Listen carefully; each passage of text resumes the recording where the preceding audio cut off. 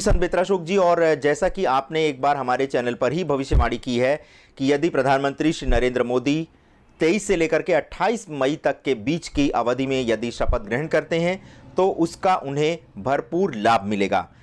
जैसा कि आप हमें बताएं कि प्रधानमंत्री श्री नरेंद्र मोदी के लिए शपथ ग्रहण के लिए कौन सी तिथि जो है वो सही रहेगी आपके अनुसार?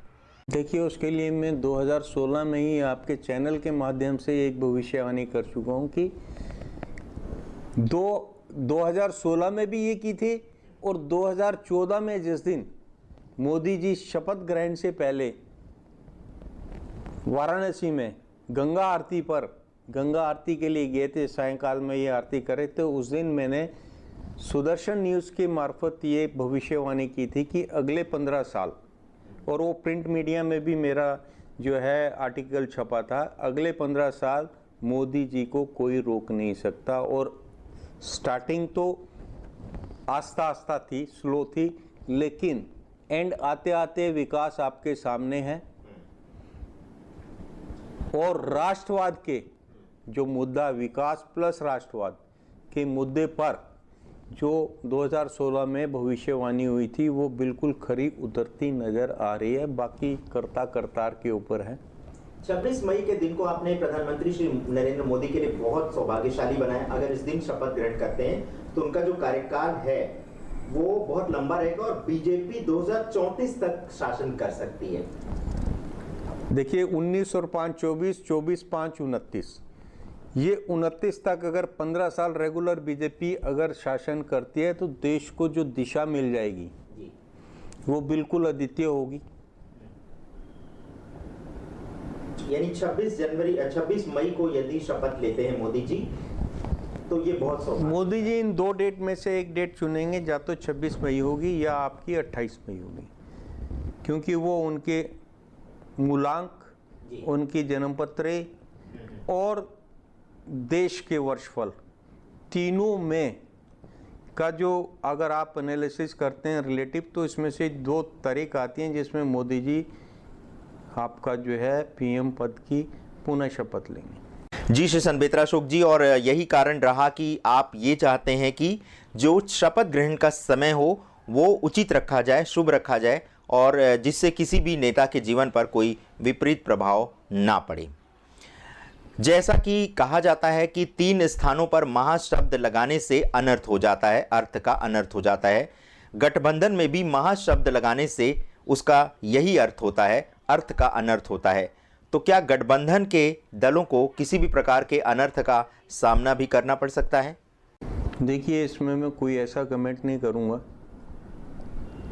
महागठबंधन के नेता भी देश के नेता हैं, तो उन्होंने अगर महागठबंधन बनाया है तो वो लोग इस चीज़ को जानते हैं। वहाँ पे महाशब्द का अर्थ जो है विशाल लेके उन्होंने लिया। महा का मतलब अंतिम नहीं,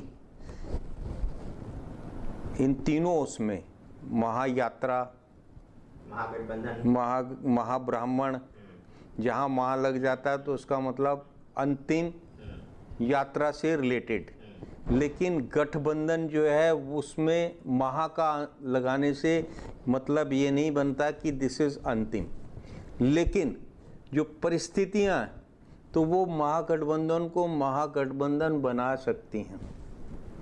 क्योंकि जो गठबंधन होता है, एक तो जो परिणय में जब फेरे लगते हैं उसको गठबंधन कहा जाता है, लेकिन जब अंतिम यात्रा निकलती तो जो गठबंधन वो महागठबंधन होता है। और इन्होंने महा जो शब्द का जो प्रयोग, देखिए वो जो है महागठबंधन, वैसे गठबंधन के साथ महा लगाना कहीं उचित लग ही नहीं रहा है।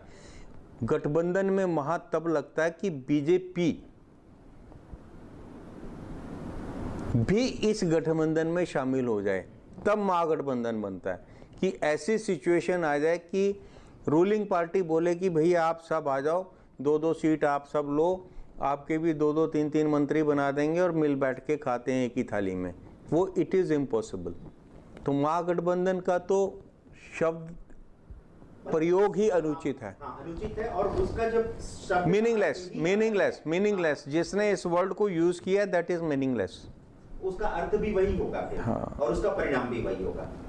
जी, जब 2018 में राज्यों के चुनाव हुए थे उसमें आपने 3 राज्यों में बीजेपी की सरकार आने की गणना की थी। बहुत सारे दर्शक इस बात को लेकर के दुविधा में हैं। आप दर्शकों को कैसे आश्वस्त करेंगे, क्योंकि बहुत सारे दर्शक इस समय रात में डिप्रेशन का शिकार हैं, सो भी नहीं पा रहे हैं। नहीं, उनको बिल्कुल डिप्रेशन का शिकार नहीं होना चाहिए और उनको परेशान नहीं होना चाहिए। उनको सिर्फ ये सोचना चाहिए, आपकी अगर मानसिकता नहीं बदली है तो देश की मानसिकता भी नहीं बदलेगी।